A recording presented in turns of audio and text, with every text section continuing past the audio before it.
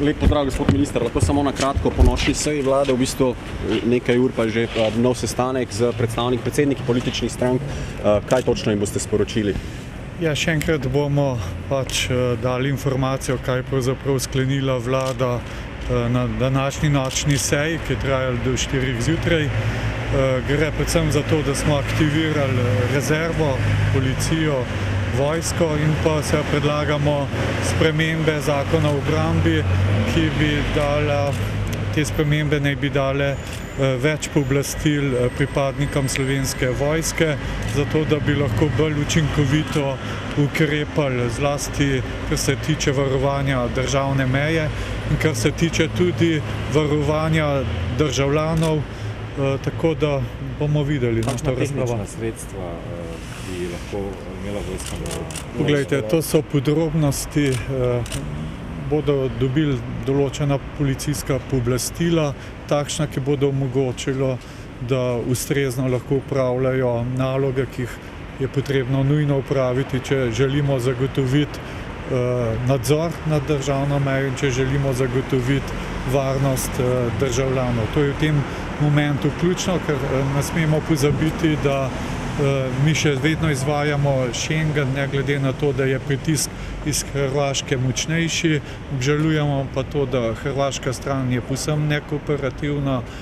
Vidite, da prihajajo migranti iz različnih koncev naše južne meje, tako da mislim, da so te ukrepi nujni, glede na to, da se prilagajamo trenutni situaciji. Ali je bilo na nočni seji govora tudi o morebitni postavitvi ali pa vsaj nekakšnem premišljanju o postavitvi žičnate ograje na najbolj izpostavljenih mestih šengenske meje? Glejte, mi smo razpravljali o vseh možnostih, dokončno bomo pa seveda glede na nastalo situacijo se odločali, sproti katere ukrepe bomo sprejemali. Pa imate informacije, Slovenija že zaprosila za pomoč EU oziroma se dogovarja z drugimi državami za pomoč? Poglejte, to ves čas že poteka, že zadnje 2 meseca so te pogovori tako na svetih ministrov za notranje zadeve, zunanjih zadev.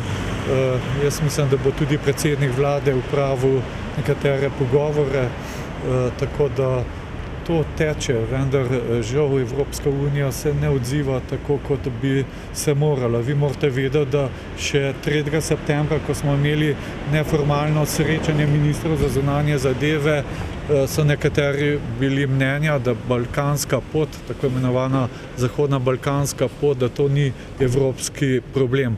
Šele na zadnjem svetu ministrov za zunanje zadeve je pravzaprav ta zahodna balkanska pot dobila enakovreden status, kot je sredozemska pot. Tam pa veste, da že poteka operacija, kjer z vojaškimi ladjami nadzorujemo prihode v Evropi. Ampak ograja torej ni več tako nemogoča opcija, kot se je zdelo mogoče pred enim tednom? Glejte, vse opcije so odprte, vezano je pa to tudi, kako se bo razvijala situacija. Zelo bo odvisno, kako bo odprta meja skozi Avstrijo in pa potem proti Nemčiji. In te pogovori morajo steči, da je tukaj neka usklajenost.